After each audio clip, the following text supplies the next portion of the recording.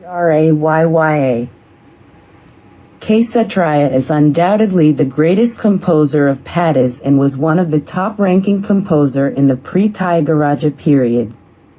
Studies on the contribution of Kesetrayya and the commendable feature of his padas are available.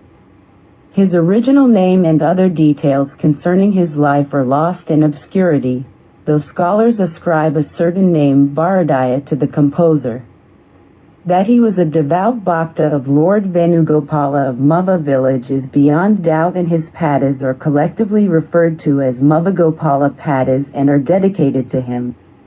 It is perhaps on account of his undertaking pilgrimage to many places of religion's importance that he came to be known as Kesetrayya. It is true that he composed padas in the temple precincts and intended them as offerings to him through abhinaya and song. His padas attest to his great proficiency in Sampradaya Sangita and profound scholarship in Alankara Sastra. They represent ideal lakshyas for the Laksana slokas found in Rasamanjari. Kesetrayya's visit to the courts of Tanjore, Madura and Golconda has been acknowledged by the composer himself in one of his padas. In one of his padas, he speaks of the great haunch as he received from the ruling kings of those parts. That he went to the court of King Raghunatha Nayaka at Tanjore is made clear by a Kanda Padya said to be composed by Kesetrayya himself and is quoted in Andhra Kumudi. Here he is referred to as Kesetra Kavi. The Padya runs as follows. The translation reads as follows. Just as the bees are attracted by the lotus, so also those who are in want approach the patron who is none other than King Raghunatha himself. It is heartening to note that Kesetrayya has also composed Kanda Padya, a kind of verse, the talent of composing which is considered a prerequisite in a poet of merit. In addition to its musical significance, his pada Vidukato in Kamboji or Devagandhari is also valuable from the historical point of view. In his own words, Kesetrayya confirms the fact that he sang 1,000 padas in the court of Vijayaraghava and received royal honors. There are certain padas containing the name of Vijaya Raghava, and it is quite possible to ascribe these padas to the authorship of Kesetrayya, on the basis of the following evidences. The padas having Vijayaraghava's name bear remarkable similarity in style with the other padas of Kesetrayya. Further, they figure in the middle of Kesetrayya padas. In the manuscript entitled Kesetrayya Padamulu are found also the padas with Vijayaraghava mudra under the heading Vijayaraghavulu Nayani Vasayamu. This again subscribes to the theory that Kesetrayya composed these padas in hour of Vijaya Raghava Nayak. The advent of Kesetrayya into Tanjore is perhaps an event of far-reaching significance in the history of South Indian music. It was a period of exuberant musical activity. Patronage from the kings flowed to illustrious musicians, scholars and dancers. It was into this highly artistic atmosphere of the court that Kesetrayya made his appearance, imbibing the best elements of the age of music and dance. Kesetrayya gave in turn his exquisite pada compositions overflowing with Singara rasa, which are born out of his creative and fascicles imagination. As his padas is the finest specimen from the melodic standpoint, and are ideally suited for rendering abhinaya owing to the presence of emotional sentiment, they naturally caught the musical imagination of the court poets and dancers of Tanjore. Under the spell of these emotional padas, the court poets of Tanjore such as Giriraja, Ramabharati and others adopted the pada style of writing. Thus many an abhinaya pada came into existence in praise of the patrons. 40.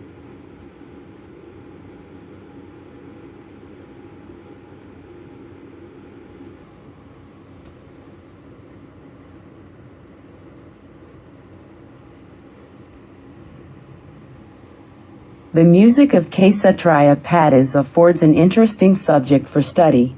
The dhatu and madhu form a harmonious whole. The music and the emotional content of the sabitya seem inseparable in each case. It is well known that the composer has gone to unsurpassable height in portraying Singara rasa coupled with bhakti. The main charm of the padas lies in the sentiment of spiritual love, fine captivating style, exquisite music, which once for all define them as ideal piece for rendering abhinaya. It is true that the inarticulate language of range has the unique power to express more by suggestion, the deepest and the subtlest of the feelings, which the articulate words fail to comprehend.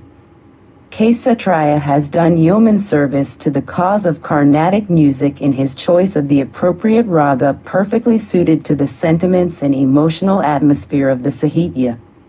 The mood of a particular context in a pada is usually complex and is the resultant of the various circumstances and problems of emotional nature. The sahitya of the pada alone may not be able to reveal the mood of the situation. When suitable music is used, the meaning of the sahitya is forcefully expressed.